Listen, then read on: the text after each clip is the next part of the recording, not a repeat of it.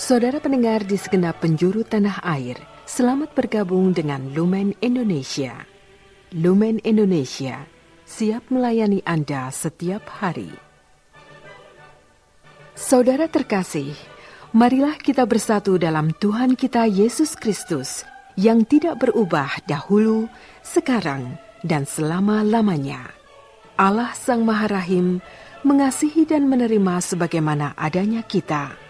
Allah Bapa kita di surga senantiasa bersedia menolong, menghibur dalam menghadapi segala permasalahan hidup sehari-hari.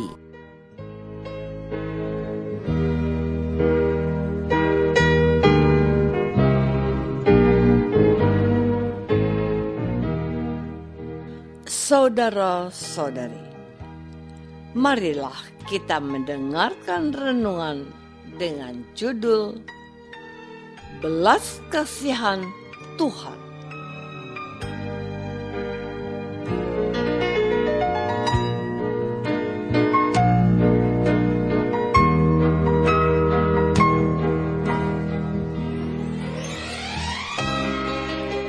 Yang berdasarkan pada Injil Markus bab 6 ayat 34a. Ketika Yesus mendarat, ia melihat sejumlah besar orang banyak. Maka tergeraklah hatinya oleh belas kasihan kepada mereka, karena mereka seperti domba yang tidak mempunyai gembala.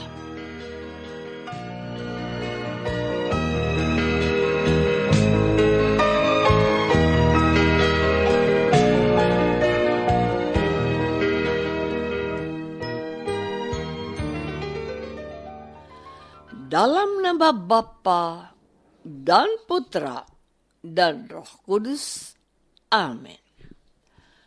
Saudara-saudari terkasih dalam nama Tuhan Yesus Kristus.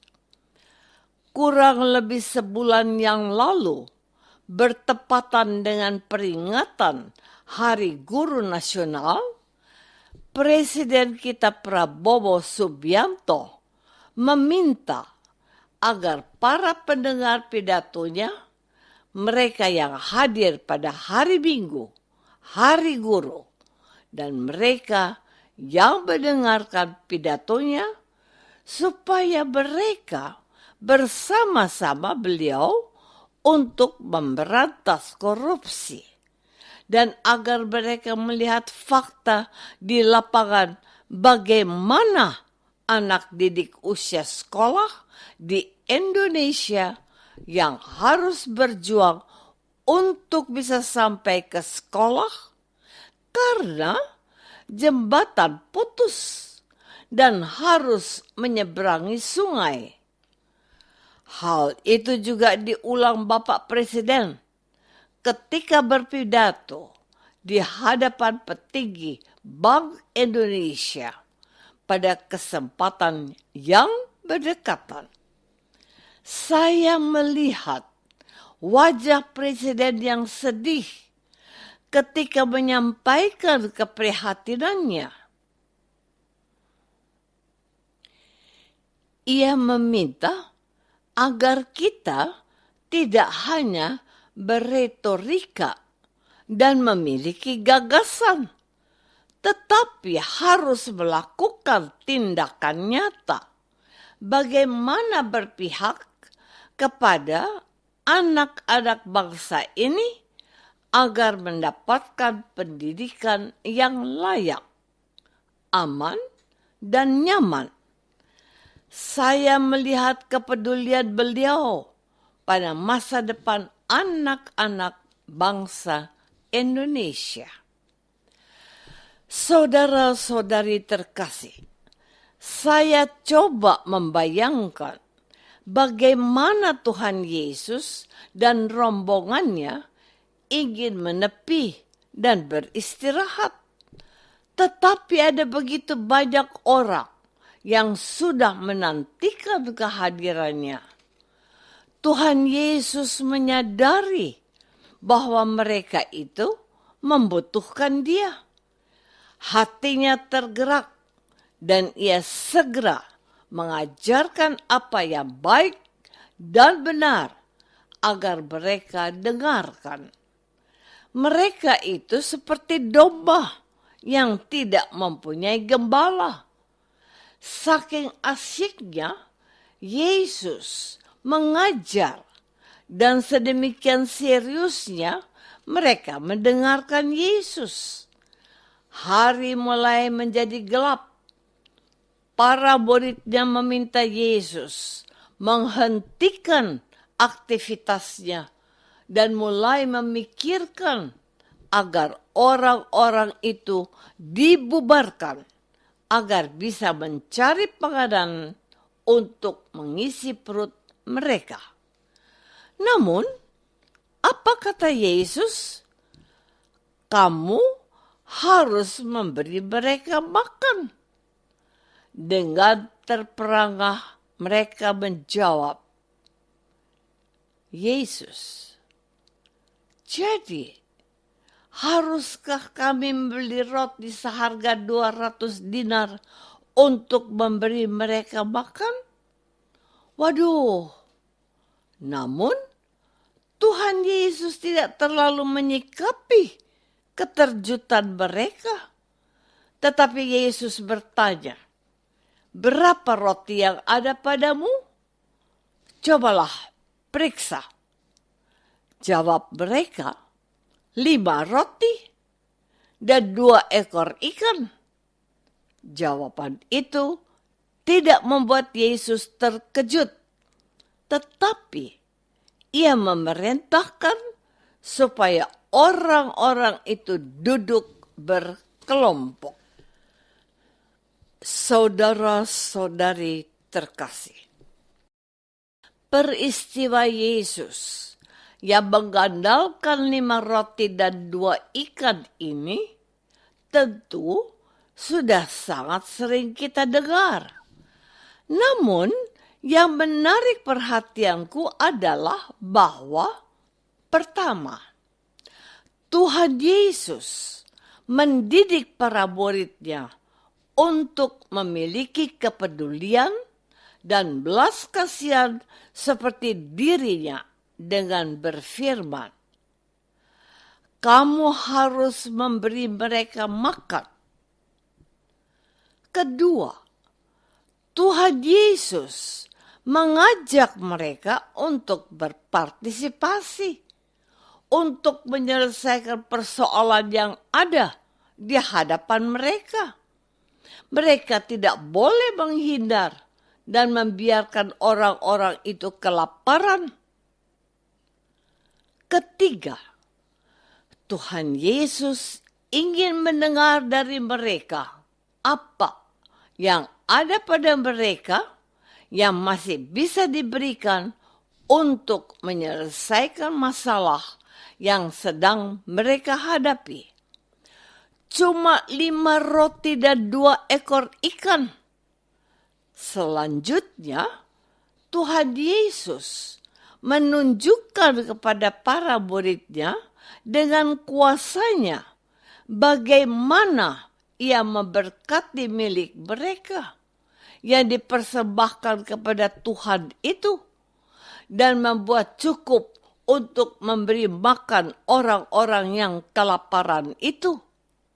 Di tangan Yesus yang sedikit dan yang diberikan dengan sukacita diberkati dan dapat memberi makan sekitar 5.000 orang laki-laki, tidak terhitung wanita dan anak-anak.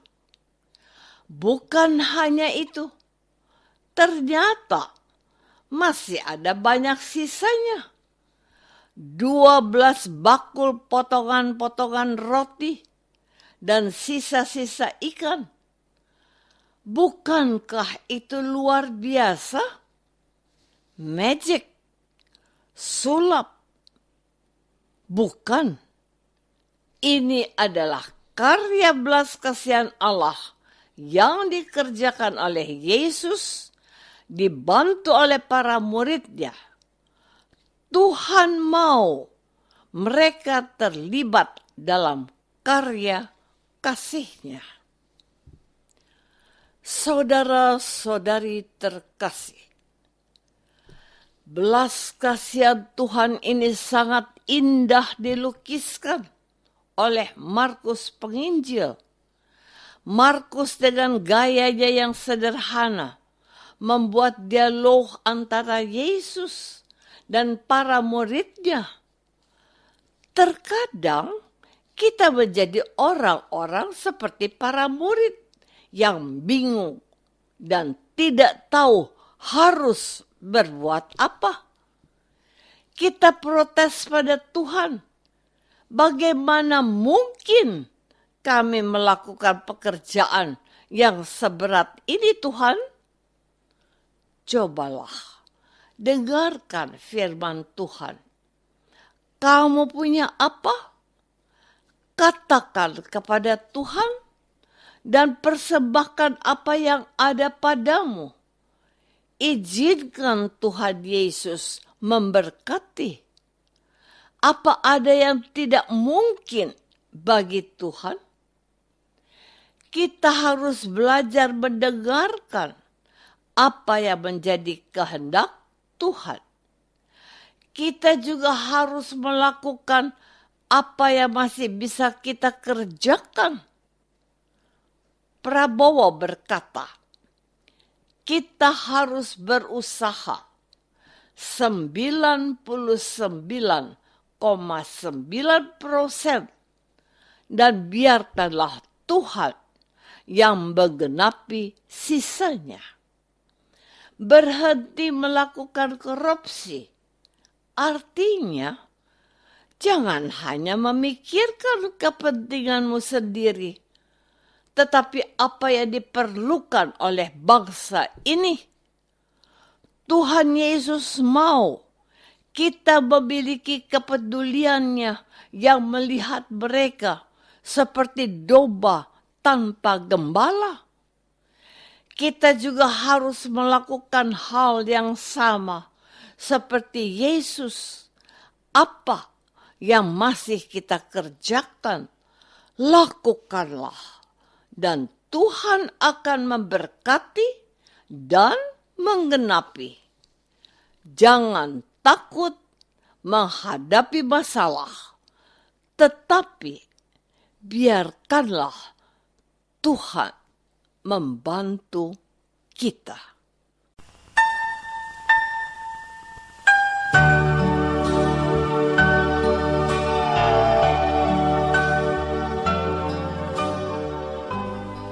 Saudara terkasih, marilah kita masuk dalam saat hening sejenak untuk meresapkan renungan yang baru saja kita dengar bersama dalam kehidupan iman kita masing-masing.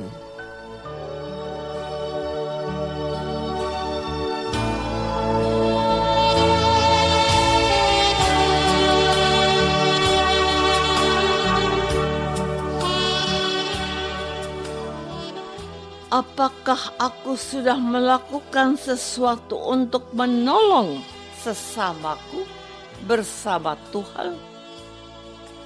Marilah kita berdoa. Bapa yang Maha Baik, kami melihat betapa rahim dan mulia hati putramu Tuhan kami, Yesus. Berilah kami hati yang berbelas kasih dan siap berbagi dengan sesama kami. Jadikanlah kami alat di tangan-Mu ya Bapa, demi Kristus, Tuhan dan pengantara kami. Amin. Semoga kita semua selalu dinaungi dan dibimbing oleh berkat Allah yang Maha Kuasa. Dalam nama Bapa dan Putra dan Roh Kudus. Amin.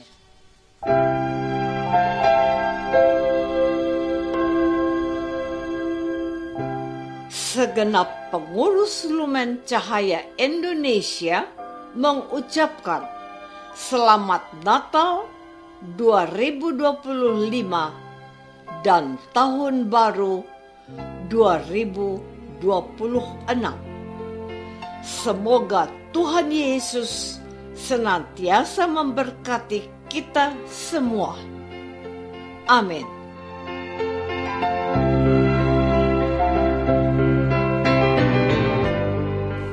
Dengan penuh kasih dan sukacita, Lumen Indonesia mengundang saudara-saudara seiman di segenap penjuru tanah air. Sekiranya ada tanggapan ataupun saran, kirimkan surat Anda ke Lumen Indonesia.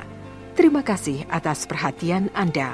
Sampai berjumpa lagi dengan Lumen Indonesia pada waktu dan gelombang yang sama esok hari.